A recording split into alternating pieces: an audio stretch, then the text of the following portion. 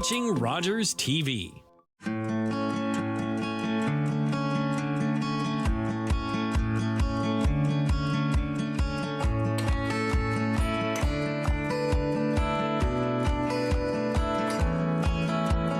Welcome to this week's episode of Food Bites.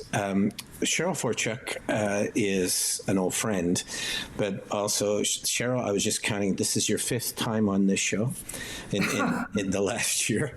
And it's not because I'm desperate for guests, it's because the knowledge that you have is so unique and so in-depth and so pan-national, if I can use that term.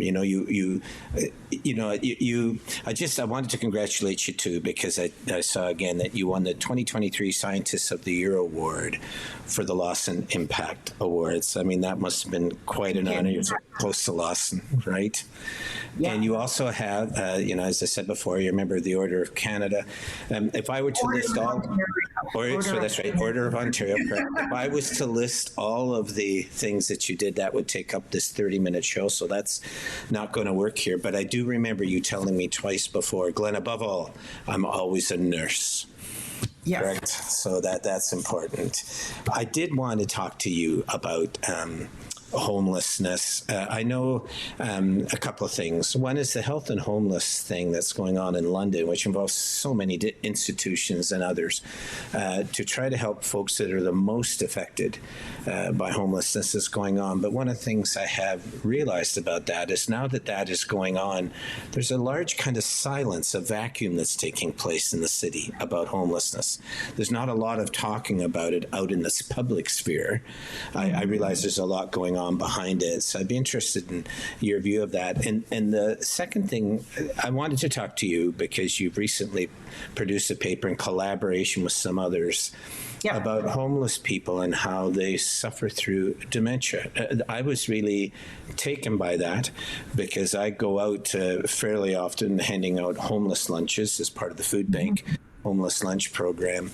And after I read the things that you had written, I realized, yes, I've seen some of that. So I think it's really in time for us to unpack that, because I think it's new. I think it's very evocative in its own way, but I wanted to provide an opportunity for you to go through that. I know sometimes it wasn't easy for you to get that paper accepted or people to even believe it, but maybe you can just start and take us through, Cheryl, and I'll stop you every once in a while to just ask a question or two. But take us through it. How did it start? How did it get going? Yeah, and again, research is a team sport. I always remind you that I'm a nurse, but also that I work in teams. And in particular, Richard Booth really led this paper. He's the co-PI on our homelessness counts project. So he's been doing a lot of the quantitative work with the qualitative that I'm doing, like the stories and the numbers, basically.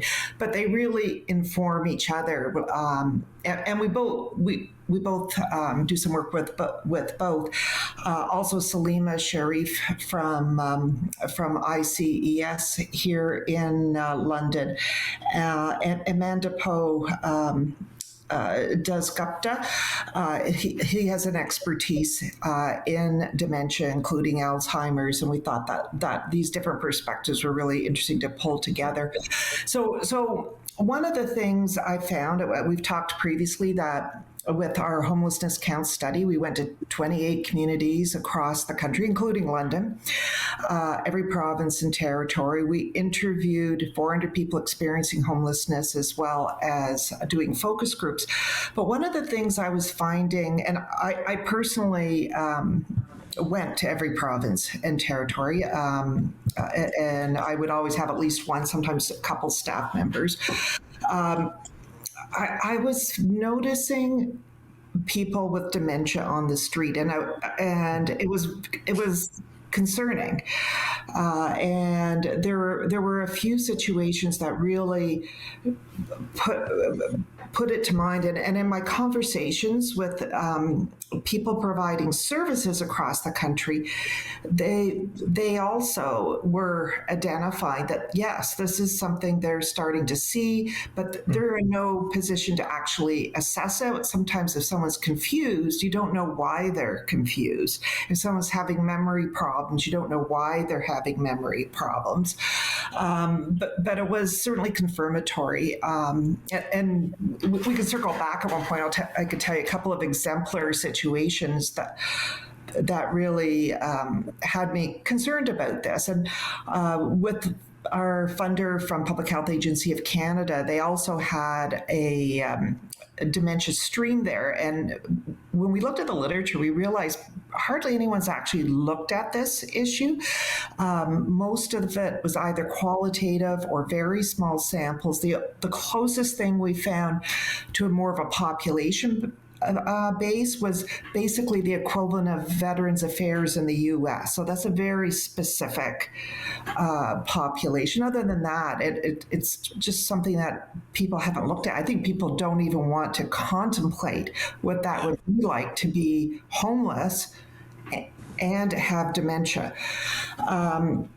Anyway, with our algorithm, and as I say, Richard really did a tremendous amount of work because, as mentioned, the feedback, we had it published in Lancet Public Health, so a very top tier journal.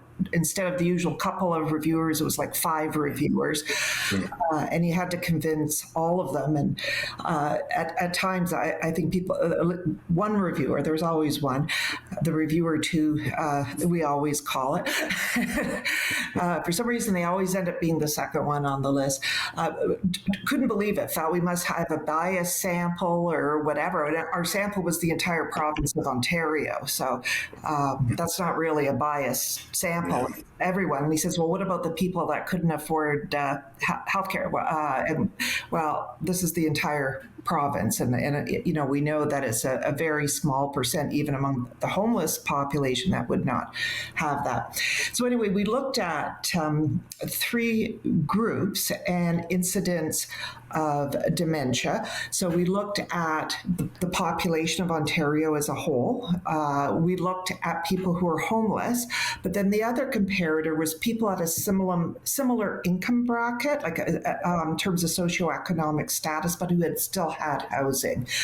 And the interesting thing, or if you call it interesting, the thing that validated what we were seeing, care providers were saying, service providers were saying, was that indeed the people experiencing homelessness were having higher rates of dementia, particularly at an early age. And just in terms of the numbers, to try to translate it into English, when you were comparing the people who were homeless to the general population, it was in the ballpark of twice as likely.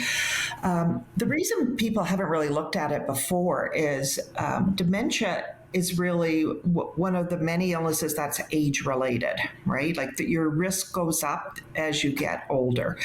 People who are homeless, and we've talked about this before, don't tend to live very long. So, and in fact, the average life expectancy is before you would expect to see dementia. So we haven't had a really good life expectancy study for a number of years in Canada, but the last time, I have to look up the year, but so definitely over a decade ago. At that time, the life expectancy was around 79 for men, 81 for women, but it was like 46, 47 for people experiencing homelessness. So shocking. People died decades sooner when they're homeless. However, they age faster and they still have a lot of chronic illnesses. So even, and I've mentioned this before, when we've worked with youth, if you look at the number of chronic illnesses, including things like arthritis, that you normally would.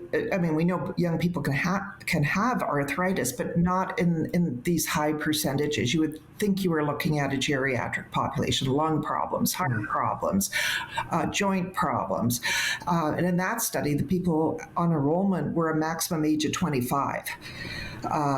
So people age earlier and don't live as long when they're homeless. So what we found was the most marked thing was that earlier age range. So if you were looking at people 55 to 64 and 65 to 74 is where you saw this huge change. When you get over 74, that kind of washes out, but it's probably because there's not many left alive. Right. Yeah. So you wouldn't expect to see a larger number in the older age range. So one of the things we talked about is that we think people need to be screened for dementia when they're homeless, even at age 45. Rather than use. How do you screen them? How would you screen them? There's a number of standardized tests that are used that take only a few minutes. So even an initial screening like that, like even asking people if they're oriented, what day it is, what year it is. I'm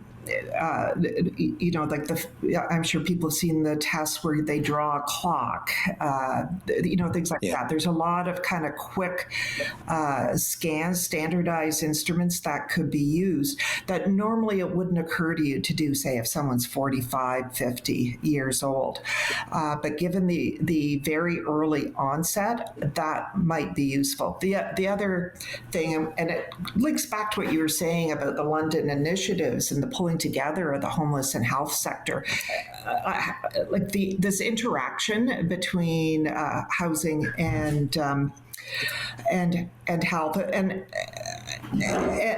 looking really at the importance of housing as a health intervention. And I can tell you a couple of the examples, but when we were talking about the reviews, one of the suggestions were, do we actually have a randomized trial saying that housing would help somebody with dementia on the street, which was kind of amusing, because can you imagine ethically, let's say we went in London and we found 20 people with dementia on the streets. I don't think anyone would consider it ethical if we left 10 there and housed 10 to see the difference. I think we know what the difference would be. Yeah. So can I ask you? Yeah. Can I ask you a question that's a bit from left field? Sure. I hate to interrupt you because you're saying some good stuff, but probably the lowest point of my life came when I was 19 or 20, and it was back in 1970. I was in Bangladesh, so that was East Pakistan at the time, and then there was West Pakistan, and they were in a war. And I was in there, and it was very difficult. I caught malaria. I was young. I was healthy, but I caught malaria, which made things very difficult for me. But I suddenly discovered that the lack of place totally disoriented me. There was nothing that I could look at that I could recognize or understand. Also, sudden changes were very, very difficult for me.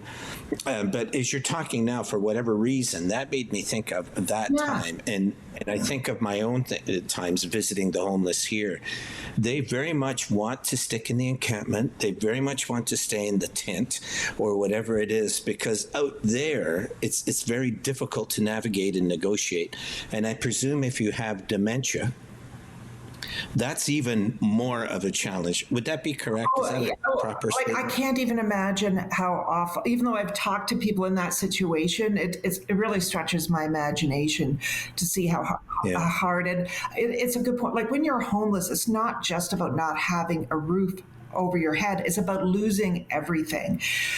You lose privacy. You lose the family album, the dishes that from your grandmother, often your family pets, most of your wardrobe. Your ability to store food, in terms of going to your interest. I've talked to people, who've gotten food, for example, but don't have a can opener. Yeah, yeah, I see that all the time. Yeah. I'm sure you do. So it's this idea of losing everything, and you think about how disorienting. So, and I can give you two examples of people I spoke to. One person actually had been recently housed. I'm not going to give anything specific enough that they would be identifiable, but I'll just say this was in a northern community, and had when she was younger, she had had a very brief episode of homelessness, but had been housed for decades. Had a relationship breakup and ended up homeless, and noticed she was starting to have problems with her memory, her organization, and she was on the street without any place to kind of pin things. So she journaled to try to write down what was going on and constantly write notes to herself to remember, like even where to go on a particular day for lunch. Like she tried to organize herself to replace this memory with this written piece, but then that was becoming increasingly difficult, like even in terms of how that journal was organized, or how she could find, or Tuesdays I can go over here for lunch, but what day is it today? And so she was describing how very difficult it was to cope on the street in this situation. She was able to get a diagnosis, and because of her diagnosis, she was able to be housed. And she said it put her in a very difficult situation because it was a mixed blessing. She didn't think she would have got the housing without the diagnosis, but now she still had to live with the diagnosis. When I met with her the second time, she wanted me to come to her house to show me how she coped, which was like very similar to other people I've seen with dementias, like Post-it notes all over. Yeah, that's interesting. Yeah, but she said at least I could do that when I was on the street. I couldn't do the Post-it notes, right? And like all she could do was the journal. Was the only way, and this was a very bright person, had good jobs at time, well educated, and she was in this situation. The interview took a couple of hours because she kept, when I'd ask questions, she kept having to refer to her notes. And she asked me to, and actually we had several people, we had questions such as our housing history, where people have to figure out where they were and where they were before that. And several people have actually asked for a copy of that because it's actually orienting and helping them to understand it. And she was one of the people that did that. And I made her a duplicate copy, and she put it in the journal with the other material. The second situation, in a totally different area of the country, was this woman had no history of homelessness, had a diagnosis of Alzheimer's, and was being supported in the home by two adult children. And but it was rental. They were living in poverty, had for years. And during the pandemic, what happened was they were initially told that because of some renovations, the landlord was going to put them up in a motel for a month, and that they didn't have to pay for it. Because a number of renovations needed to be made. At the end of the month, they said, "Oh, we've decided to sell the unit." They're already out of the unit. They haven't paid rent in the last month. They weren't sure what their rights were. So here was this family, the kids and the mother with this situation, and now suddenly having no place to go. Trying to go around, look at places. They spent the next month in a car. So imagine two adult children and a parent with Alzheimer's in a car. And this is someone who couldn't get dressed or feed herself without that family support, and they're living in a car. So they finally got into a shelter, but they weren't eligible for family shelters because our definition of family in our shelter system, I think if I asked you what's a family, you wouldn't say that's an adult with young kids. But if you go to a family shelter, that's essentially, across the country, that's basic how we understand family. And some places it's even an adult woman with small kids. Other configurations don't count. So the problem was the children were male and she was female. They weren't allowed into each other's areas. They could only meet in the common areas, yet this is someone who needs this level of care, didn't trust other people to assist. So we talked to both the kids and the mom, but again, just imagine anyone in that situation with a parent and trying to cope and living in poverty, but how can we expect people in this situation to live on the street? Those are just two examples of the many. We had about 10 examples that we found of the 400. And again, I imagine many people in this situation wouldn't even be able to do an interview. And yeah. Cheryl, I'm sure I've read in numerous places that dementia, just in the overall population, is increasing. Absolutely. Is yes, that true? Yes. And we expect it to continue to increase, particularly with COVID, because one of the, and this study we took 2019 was the year, so it was pre-pandemic, because we figured to look at it during the pandemic when so many things were closed down, et cetera. But COVID causes inflammation of major organs, including the brain, which is related to COVID. So if anything, we would expect an increase. And I'd already mentioned one of our other analysis where we were finding people who are homeless were also far more likely to get have COVID and far more likely to have adverse events. The hospitalization rate for someone who is homeless for COVID was 20 times the population.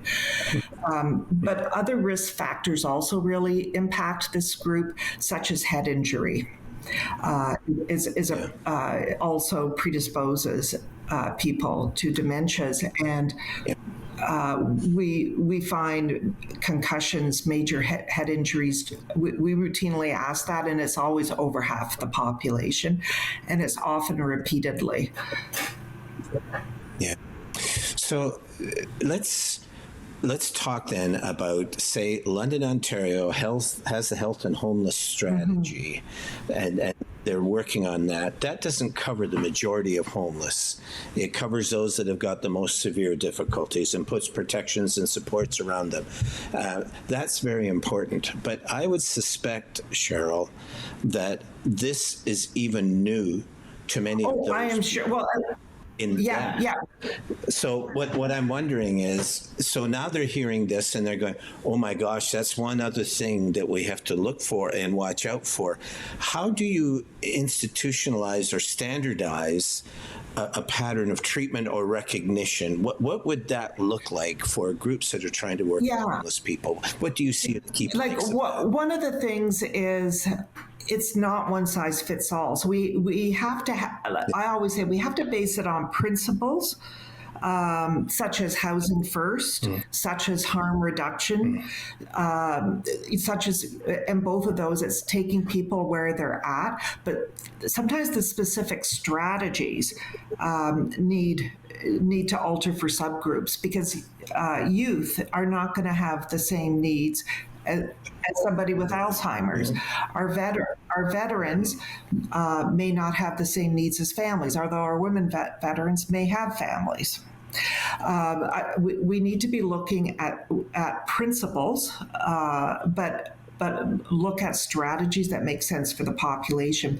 We need good assessments, and that's a principle. And so good assessments go across the board. What we're suggesting is this is another area that needs to be assessed. Particularly once we get people into their 40s, because it appears that the dementia starts early. But you also need qualified people to assess, right? That's why the health, bringing the health into this homeless is so vital. Yeah, absolutely. And keep in mind that very highly complex group is certainly one of the areas identified, and that really does take a team effort when you have these very highly complex situations. But one of the other subgroups is youth. And that's really where you can also get into prevention, where you can build on the resilience of youth and perhaps not have them in that situation. So we do have more than what we're starting with with a few subgroups, but my understanding of the situation is certainly that's a starting point. Yeah. So I'm hoping we need to do more on this, Cheryl. I think this is so vital. Lots of us understand just in our own families about dementia, and not just our older parents or whatever, as we are seeing it more and more. But to recognize this within the homeless population is really important. So I would like to do another one with your absolutely, yes. Yeah, so they can walk you through the math in English better than I will. That's right. But what I'm interested in here is what you're doing is really vital. I think you're one of the most recognized voices in Canada around research around homelessness, if not the most recognized. So I get all of that. But the fact that there would be people out there who say, you know what, these are qualified people. Say, I just don't know if I get into that, right? Or if I agree with that, or if the methodology was right, or whatever it is. I mean, it's going to take more and more talks, not at our level, I mean, just within citizens, with people like you to do that. But do you find it discouraging when you discover something new like this, and all of a sudden there is this pushback? It was 1 out of 5 reviewers, right? But we know it's annoying because, and as I say, it was Richard Booth that had to do most of the work responding to that. He had all of our input, but he was carrying the burden. But it is. But I think it's a reflection of society. I feel very positive about this work. So often the care providers and the people with lived experience say to us, it's not that they don't know something's going on, it's that they have no evidence that it's going on.